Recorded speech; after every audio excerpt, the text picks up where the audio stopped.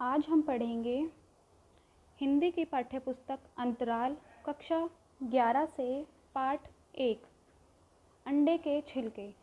अंडे के छिलके एक एकांकी है। इसको मोहन राकेश जी ने लिखा है। तो सबसे पहले हम मोहन राकेश जी का परिचय जान लेते हैं। मोहन राकेश जी ने अपने इस अंडे के छिलके नामक एकांकी में एक परिवार की विभिन्न रुचियों को बड़ी ही सूक्ष्मता एवं कुशलता से उभारा है। परिवार के सभी सदस्य अंडे खाते हैं, लेकिन एक दूसरे से छिप छिप कर। सभी को चंद्रकांता पढ़ने का शौक है। परिवार के सभी सदस्य एक दूसरे की भावनाओं का सम्मान करते हैं। उस परिवार की अम्मा भी सब कुछ जानती है और सिर्फ मुस्कुरा देती है। वह परिवार के सदस्यों द्वारा छिपकर की जाने वाली बातों घटनाओं को जानबूझकर अनदेखा करती है। इस तरह एकांकी में वर्णित उस परिवार के सभी पात्रों में पारस्परिक प्रेम है, घनिष्ठता एवं आत्मीयता दिखाई देती है। एकांकी में लेखक ने लघु संवादों के माध्यम से यानी छोटे छोटे संवादों के माध्यम से अपनी बात को बहुत ही अच्छे तरीके से प्रस्तुत किया है। पाठकों की आंखों में दृश्य जीवंत हो उठता है। मतलब जब हम ये एकांकी पढ़ते हैं, जब हम ये नाटक का भाग पढ़ते हैं, तो ऐसा लगता है कि मानो ये सब घटनाएं हमारी आंखों के सामने प्रस्तुत हो रही है और इसे पढ़कर बहुत अच्छा लगता है। इस पाठ में 6 पात्र हैं: श्याम, राधा, जमुना, वीणा, गोपाल और माधव। एकांकी का सार: पर्दा उठता है, गैलरी वाला दरवाज़ा खुला हुआ दिखाई देता है। उसी गैलरी में से श्याम सीटी बजाता हुआ आता है। उसकी बरसाती वर्षा जल से भीगी हुई है। श्याम और वीणा में बातें हो रही हैं। वीणा श्याम की भाभी है। श्याम अपनी भाभी को बताता है कि उसे कमरे में आने से डर लगता है। सिर्फ एक कोना है, वो भैया जी के लिए है। शेष घर का नक्शा बदला हुआ है। वीणा श्याम को आराम से बातें करने को कहती है। श्याम अपनी भाभी वीणा को चाय के साथ कुछ खाने के लिए लाने को कहता है। वीणा श्याम से 4-6 अंडे लाने को कहती है। श्याम अंडे का नाम सुनकर अपनी नाक भौं सिकोड़ लेता है। तब वीणा श्याम को बताती है कि उनके यहाँ तो हर रोज़ नाश्ते में अंडे का प्रयोग होता है। श्याम वीणा को बताता है कि यदि माँ जी को इस बात का पता चल गया तो वह सभी को गंगा स्नान करवाएंगी। वीणा अंडा खाने की वकालत करने लगती है। वैसे श्याम भी छिपकर अंडा खाता है। वीणा श्याम से अंडों के साथ कुछ किशमिश लाने को भी कहती है। वीणा को घर के कपड़े संभालते हुए जुराबों में कुछ अंडे के छिलके मिलते हैं। वीणा किवाड़ थपथपाते हुए राधा जीजी को पुकारती है। राधा अंगड़ाई लेते हुए ऐसे आती है मानो वह अभी सो कर उठी है। वीणा पानी लेने भीतर चली जाती है। राधा को वीणा के हंसने की आवाज़ सुनाई देती है। वीणा राधा की चंद्रकांता किताब देखकर हंसती है। वीणा राधा से चंद्रकांता के बारे में पूछती है तो वह बताती है कि इस किताब को माँ जी से छिपाकर पढ़ना पड़ता है। यह चंद्रकांता पुस्तक उसे कौशल्या भाभी ने दी थी। कौशल्या भाभी की यह पुस्तक पढ़ने की इच्छा बहुत होती है। वीणा राधा को बताती है कि चंद्रकांता किताब की कहानी उसे पसंद नहीं आएगी, क्योंकि राधा हमेशा रामायण, महाभारत आदि ग्रंथ पढ़ती रहती है। तब राधा कहती है कि ऐसी बात नहीं है, क्योंकि चंद्रकांता की कहानी शूरवीरता से भरी पड़ी है। राधा चंद्रकांता की कहानी का जिक्र करते हुए बताती है कि कुंवर वीरेंद्र सिंह चंद्रकांता के लिए घूमता फिरता है। राधा को चंद्रकांता की कहानी रुचिकर लगती है। अभी वह इसे पूरा नहीं पढ़ पाई है, इसलिए वह वीणा से इस कहानी का अंत बताने को कहती है।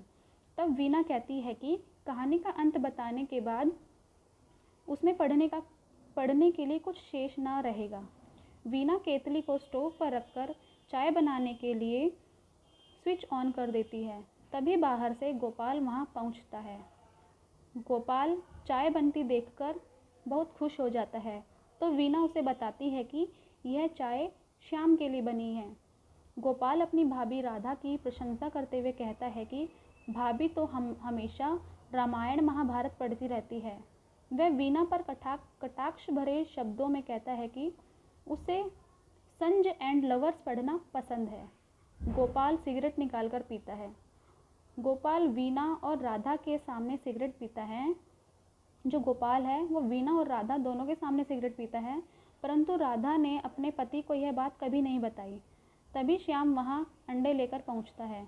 गोपाल श्याम को घर में अंडे खाने से मना करता है। तब राधा गोपाल को बताती है कि वह भली भांति यह जानती है कि वे हर सुबह चाय नाश्ते में क्या लेते हैं। उसे इस बात का ऑमलेट बनाने की सुगंध से पता चल जाता है। उसे यह पता लग जाता है कि किस दिन उनके यहाँ ऑमलेट बनता है और किस दिन उबले अंडे प्रयोग किए जाते हैं। केतली में चाय के लिए पानी खोलता है। वीणा अंडे फेंटने में व्यस्त है। गोपाल श्याम को दरवाज़ा बंद कर देने का निर्देश देता है, मतलब इशारा करता है। राधा अंडे खाने से मना कर देती है, वह बस चाय ही पीती है। ऑमलेट बनाया जाता है। तभी राधा वहाँ माजी के आने की सूचना देती है। तुरंत अंडे के छिलकों को ढक दिया जाता है। जमुना माजी वहाँ पहुँचती है। वे सभी से दरवाज़ा बंद करने का कारण पूछती है कि तुमने दरवाज़ा बंद क्यों किया। सभी चुप्पी साधे हुए हैं, कोई कुछ नहीं बोल रहा। माजी द्वारा चुप्पी साधने का कारण पूछने पर सभी सक पका जाते हैं। फिर वे अपनी छत चूने की शिकायत करते हैं कि पानी गिर रहा था, छत टूटी हुई है इसलिए बारिश का पानी गिर रहा था। वे कहती हैं कि कोई उनकी टूटी हुई छत की ओर ध्यान ही नहीं देता।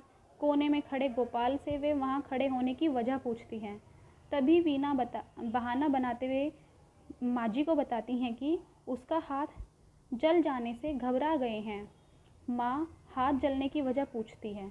तब गोपाल कहता है कि चाय बनाते हुए वीणा का हाथ जल गया था। माँ बिजली के स्टोव पर चाय बनाने का विरोध करती हुई फ्राइंग पैन उठाती है। गोपाल माँ को करंट लगने का खतरा दिखाते हुए फ्राइंग पैन उठाने से मना करता है। बातों बातों में माँ ने पूछा कि वह क्या बना रही है, तो राधा श्याम के लिए उल्टिस बनाने का बहाना सुनाती है। वह माँ को बताती है कि क्रिकेट खेलते हुए श्याम के टखने में चोट लग गई थी। रात भर पुल्टिस बंधी रहेगी तो वह ठीक हो जाएगा। माँ यह सुनकर श्याम के पुल्टिस बांधने के लिए उठती है।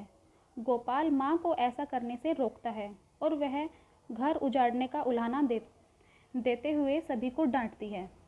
तभी वह श्याम के हाथ से पुस्तक छीनकर उससे पूछती है कि वह कौन सी पुस्तक पढ़ रहा है। गोपाल झपटकर माँ की बाँह पकड़कर उन्हें कमरे से बाहर ले जाता है। उन दोनों के कमरे से बाहर निकलते ही श्याम फ्राइंग पैन पर झपटता है। वह तुरंत अंडे का हलवा खा लेना चाहता है ताकि माँ भैया को कुछ न पता लग सके। इसी दौरान वह अंडे के छिलकों को भी छुपा देना चाहते हैं। तभी वहाँ बड़ा भाई माधव आ जाता है। वह श्याम के हाथों में अंडे के छिलकों के बारे में पूछता है। माधव को अंडे और चंद्रकांता विषय में पहले से ही जानकारी है। तभी वहाँ गोपाल पहुंचकर माधव से प्रार्थना करता है कि इन सब बातों का माँ जी को ना पता चले। यदि उन्हें यह सब पता चल गया तो समझो किसी की खैर नहीं। तब माधव उन सभी को निश्चिंत करते हुए बताता है कि माँ जी को इन सब बातों की खबर है। यह सुनते ही गोपाल और श्याम आश्चर्य प्रकट करते हैं। साथ ही वह उन्हें बताता है कि माँ जी को उसके स्वयं के बारे में वे भी सभी बातें मालूम हैं जिन्हें वह अब तक समझता था कि माँ जी को ये सब मालूम नहीं है। माधव उन्हें आश्वस्त करते हुए कहता है कि आइंदा अंडे के छिलकों को डिब्बे में छिपाकर फेंकने की कोई ज़रूरत नहीं है। उन्हें भले ही तुम नाली में डाल दिया करो। माँ जी नाली में पड़े इन छिलकों को देखकर भी अनदेखा कर देती हैं। तो ये हमारी स्टोरी थी। आई होप आपको ये अच्छी लगी हो। ये थी एकांकी। इसके जो लेखक हैं वो हैं मोहन राकेश जी। धन्यवाद।